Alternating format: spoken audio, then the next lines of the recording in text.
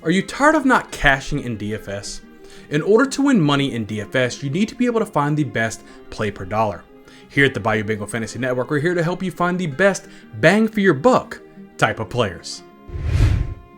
The first player that we want to target is someone who's starting to knock off the rust at that quarterback position in Kyler Murray at 6,900.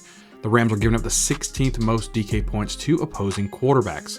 You can start to see Murray really starting to move through his progressions really smoother now that he's had a couple of games now under his belt this season.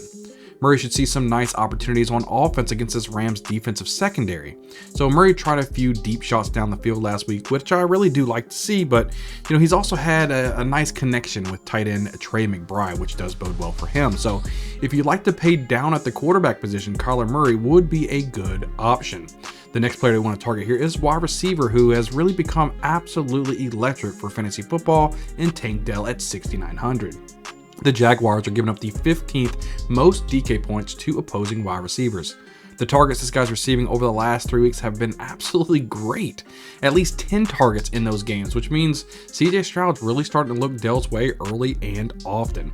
Last week we saw a 40-yard strike to Dell, and it's becoming known as just a down-the-field type of threat that we all love in DFS. So Dell is as safe as it gets right now at the wide receiver position.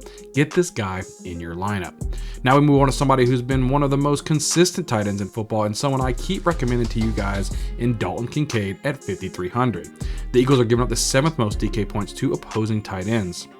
The last time Kincaid had below 10 DK points was in week 5. So after the Bills bye week, Kincaid really been on an absolute tear as a rookie tight end. Kincaid has become a household name and should be considered a set it and forget it type of play. Not only has Kincaid been extremely consistent, he also goes against an Eagles team where he should be able to see, a back and forth type of game where passing yards will be in abundance. So look for Kincaid to have yet another solid outing against the Eagles defense, who struggles against opposing tight ends. Next, we're looking at a running back who has been very disappointing as of late in running back Derrick Henry at 6,400. The Panthers are giving up the 2nd most DK points to opposing running backs. All right, now, if you guys want to flame me in the comments, this is the pick that you guys can go ahead and flame me on here, but hear me out for a second. On the Bayou Bengal Fantasy Network, I don't go with the flow of the popular opinion most of the time. I like to make stands using my own brain and deliver some quality content with sound reasoning behind it. We all know that Derrick Henry has been an absolutely cock-a-doodle this season, and I must just look at this horrible offense, that the Titans have. But against a defense who can't stop a runny nose, Derrick Henry should be able to feast here. We're still seeing double-digit carries even when the Titans are being blown out. And if you look at closer matchups like against Pittsburgh and Atlanta, we saw Henry with 17 and 22 attempts respectively. So against an awful Panthers team, the Titans should be winning, and that means a heavy dose of Derrick Henry.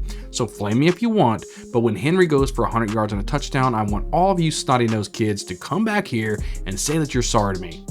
Just kidding. Get Henry in your lineups. Lastly, let's talk about tight end who's really getting a lot of work in David Njoku at 4,100. The Broncos are giving up the most DK points to opposing tight ends. Exit Deshaun Watson, enter Dorian Thompson-Robinson. This quarterback loves his safety blanket in David Njoku.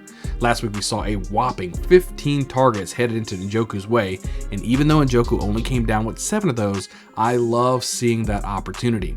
Njoku has put up 10 or more DK points in 6 of the last 7 weeks, and I can easily see this trend continuing in this week against an absolute atrocious defense against the tight end position.